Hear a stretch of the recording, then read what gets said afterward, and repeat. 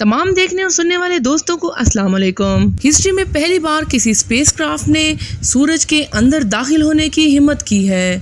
Parker solar probe का ये कारनामा हिस्ट्री में हमेशा याद रखा जाएगा कि इतनी ज़्यादा गर्माइश ना ही कोई मेटल बर्दाश्त कर सकते हैं और ना ही दुनिया का कोई सख्त तरीन पत्थर। सवाल उठता है कि मार्कर सोलर प्रोब इतनी गर्माइश में मेल्ट क्यों नहीं हुआ। हज़ारों नहीं लाखों डिग्री के टेम्परेचर में भी ये बिल्कुल परफेक्ट कैसे काम कर रहा है। 1900 की शुरुआत में साइंसदानों ने सूरज पर रिसर्च के दौरान अजीबोगरीब फिनोमेना नोटिस किया। सूरज से निकलने वाली वेव लाइट और उसके कलर से उसकी गर्माइश का अंदाज़ा लगा रहे थे।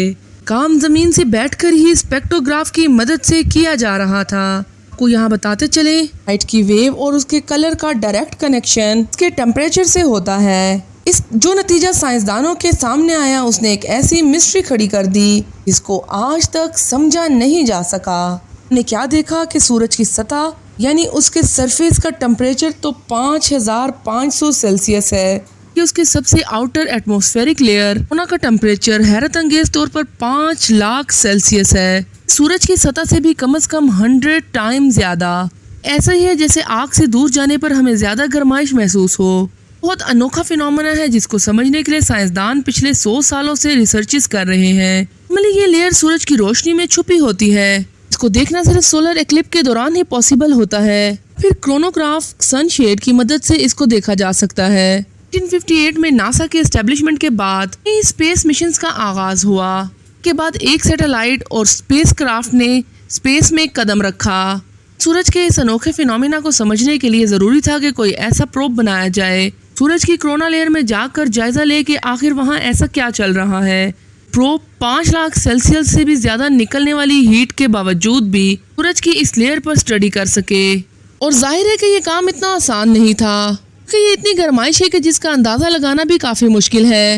आयरन का मेल्टिंग टेम्परेचर 1500 डिग्री की दुनिया का सबसे सख्त मेटल टंगस्टन है, उसका मेल्टिंग टेम्परेचर भी 3422 सेल्सियस है। सूरज की सतह ही इन दोनों मेटल्स को पलक झपकते ही मेल्ट कर देगी।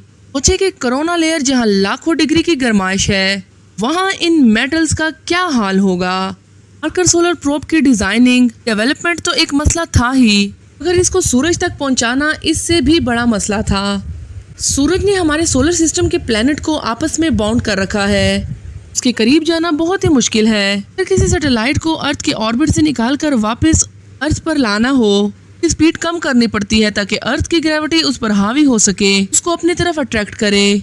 फिर अगर इसको अर्थ पे नहीं बल्कि किसी और प्लेनेट पर भेजना हो, इसकी स्पीड बढ़ाई जाती है ताकि वो अर्थ के ऑर्बिट से बाहर निकल सके। किसी रॉकेट को स्पेस में भेजना हो तो पहले उसे अर्थ के ऑर्बिट में लाया जाता है, फिर उसे सही टाइम, सही ऑर्बिट और सही वक्त पर उसे अर्थ के ऑर्बिट से निकाला जाता है। इसके ऑर्बिट से स्पेस को निकालना बहुत ही एनर्जी कंज्यूमिंग काम होता है। रॉकेट की मदद से वो अर्थ के ऑर्बिट तक तो आ गया, अब इससे आगे रॉकेट नहीं होते। लिहाजा स्पेस क्राफ्ट में ही लगे छोटे रॉकेट को इस्तेमाल करके स्पीड आहिस्ता आहिस्ता बढ़ाकर को ऑर्बिट से निकाला जाता है। चूँकि अर्थ के करीब है, सूरज मार्स के मुकाबले में जमीन से दूर है। ये वजह है कि जिस एंगल में इस क्राफ्ट को लॉन्च किया जाता है वो एंगल इतना ज्यादा नहीं होता। सूरज और जमीन के दरमियान का डिस्टेंस 1,50,000 किलोमीटर है। इसके ऑर्बिट से निकालकर इसको सूरज के ऑर्बिट में डालने के लिए एंगल भी बहुत बड़ा चाहिए। जाहिर है कि एनर्जी भी। इतनी ज्यादा एनर्जी और पावर वाला रॉकेट आज तक नहीं बनाया गया। नासा के एक्सपर्ट ने फैसला किया मार्कर प्रोब को सूरज पे भेजने से पहले वीनस भेजा जाएगा। वीनस हमारे सोलर सिस्टम का दूसरा प्लैनेट है। ग्रेविटी को इस्तेमाल करके मार्कर प्रोब की स्पीड बढ़ाई जा सकती है, लेकिन यहाँ एक मसला था। मसला ये था कि वीनस एक छोटा प्लैनेट है, इस वजह से इसकी ग्रेविटी भी कम है। इतनी स्पीड मार्कर प्रोब को सूरज के करीब जाने के लिए रिक्वायर्ड थी। इसके लिए जरूरी था कि वो वीनस के गिर्द 24 मरतबा चक्कर लगाए, जाकर वो सूरज के क्लोजेस्ट पॉइंट पर पहुंच सकेगा। 12 अगस्त 2018 मार्कर सोलर प्रोब को केप कैनावरल एयरफोर्स स्टेशन से लॉन्च किया गया। मिशन के लिए नासा ने 8 सालों का टाइम प्लान किया। सूरज के सबसे क्लोज पॉइंट तक जाने के लिए वीनस का सहारा 24 मरतबा लिया जाएगा। हर एक चक्कर में 37 घंटे ऐसे होते हैं जिसमें सूरज पर रिसर्च करने का मौका मिलता है। 8 सालों में ये प्रोब सूरज पर 900 घंटे की रिसर्च कर पाएगा। 22 अप्रैल 2021 वो दिन था जब नासा ने कंफर्म किया पार्कर प्रोब अपने 8वें चक्कर में इसकी कोरोना लेयर में सक्सेसफुली दाखिल हो चुका है। कोरोना का मिस्टीरियसली इसकी सतह से भी 100 टाइम ज्यादा गर्म होना वाकई एक हकीकत था। इसको मार्कर प्रोब ने भी वेरीफाई किया। लेकिन ऐसा क्यों है? मिस्टीरियसली कोरोना लेयर को सरफेस से 100 टाइम ज़्यादा गर्म रखती है, पर अभी तक रिसर्च चल रही है। अब आ जाते हैं हम अपने मेन सवाल पर कि इतनी ज़्यादा गर्माइश पर मार्कर सोलर प्रोब मेल्ट क्यों नहीं हुआ। मार्कर प्रोब के जो साइड सूरज को फेस किए हुए है वहाँ एक हीट शील्ड लगाई गई है। इसको कार्बन फॉर्म से बनाया गया है, कोई आम शीट नहीं है, बल्कि इसको सूरज की गर्मी एब्जॉर्ब करने के लिए खास तौर पर डिजाइन किया गया है।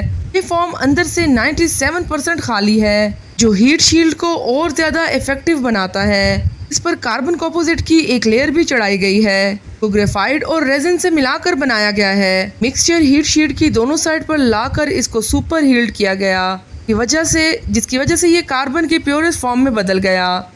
और हम सब जानते हैं कि कार्बन की हीट कंडक्टिविटी बहुत अच्छी होती है। और आखिर में इस हीट शील्ड की वो साइड जो सूरज की तरफ है उस पर वाइट सिनेमन पेंट भी किया गया कि सूरज की ज्यादातर रोशनी अंदर दाखिल होने से पहले ही रिफ्रेंड हो जाए। हीट शील्ड के अलावा मार्कर सोलर प्रोब का बकाया हिस्सा ऐसे डिजाइन किया गया कि वो हमेशा हर वक्त इस शील्ड की परछाई में ही रहता है। सबके बावजूद भी marker solar probe 2500 Celsius degree की गर्माइश ही बर्दाश्त कर सकता है, जबकि कोरोना का टेम्परेचर 5 लाख डिग्री सेल्सियस है।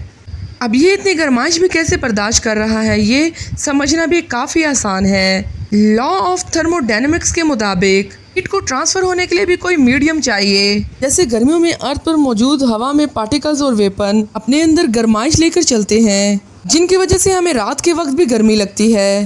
अगर पार्टिकल्स कम होंगे तो हीट भी इतनी आसानी से ट्रैवल नहीं कर पाएगी। जैसा कि उबलते हुए पानी में फ़ौरन हाथ डालने से जलन महसूस होगी, कि 300 डिग्री के गर्म ओवन में हाथ डालकर फ़ौरन निकालने से हमें मालूम भी ना पड़े। सिर्फ इस वजह से मुमकिन है कि पानी के मॉलिक्यूल हमसे टच होते हैं, लेकिन ओवन में कोई भी चीज़ हमसे टच नहीं होती। एक्सपर्ट का कहना है कि मार्कर सोलर प्रोब की हीट शीट पर 1200 डिग्री सेल्सियस होता है, जबकि उसका पिछला हिस्सा जहाँ पर सूरज की रोशनी नहीं लगती वहाँ टेम्परेचर माइनस में होता है, क्योंकि वहाँ पर कोई पार्टिकल्स नहीं है जो हीट को ट्रांसफ़र कर सकें। यही वजह है कि मार्कर सोलर प्रोब सूरज के इतना करीब होने के बावजूद भी मेल्ट नहीं होता। उम्मीद है आपको हमारी ये वीडियो पसंद आई होगी। वीडियो के आखिर में हमारे चैनल को सब्सक्राइब और वीडियो को लाइक करना ना भूलिएगा।